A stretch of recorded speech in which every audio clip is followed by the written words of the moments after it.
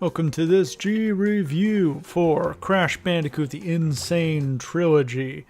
I am the guy that shut down that evil, sinister laboratory thing that housed all the 90s anthropomorphic mascot characters, and I'm coming after you next, Mario.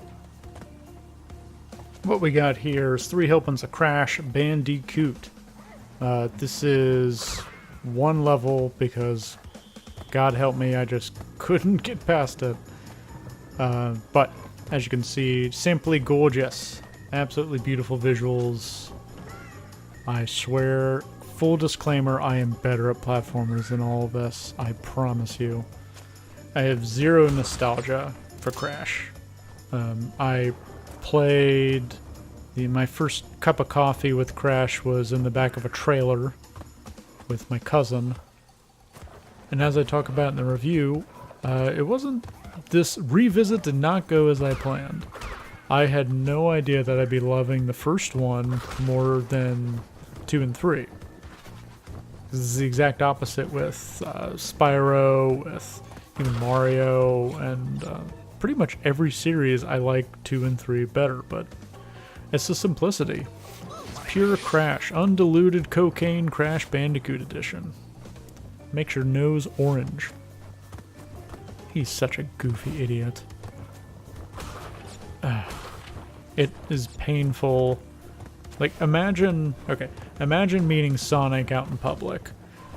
He's that guy on the college campus that he's going to get you to join his club, and he's going to do it with all the salesman talk, all the same kind of language that you would hear, like someone who gets paid by commission to use, right? And you imagine Mario, he's a little bit more somber, maybe, a little bit calmer, a little bit wiser with his words. Then Crash. What the hell is Crash in public? I imagine Crash being one of the homeless people that, not the peaceful, you want to help them homeless people, one of the let me call someone to get you into the house of God homeless people. He is unholy. I think I'm at 79% completion. Something like that for the first game. I am less and less compelled to go back to the third one and then the second one. But either of them, it's really a struggle.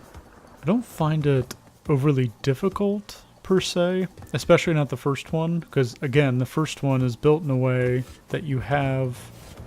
The first one is built in a way to where if you want the lives, they're there. You know exactly where they are, just... There's a literal level, I think it was just before this one, just before I hit record, that is just 30 lives, straight right there.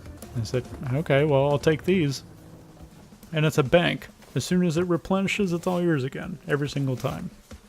I can't be fucked to time it right. I know that's what you're saying.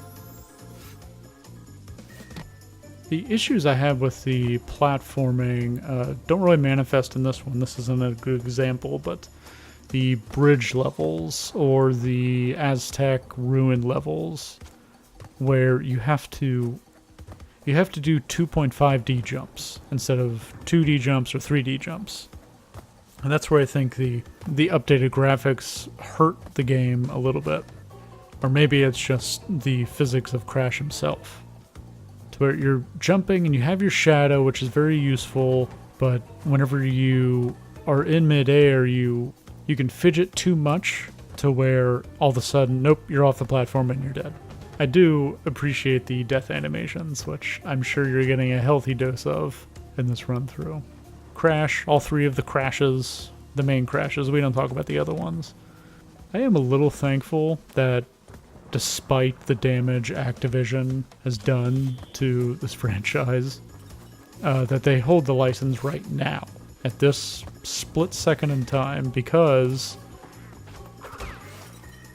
it allows us to have it on the Switch, on Xbox One.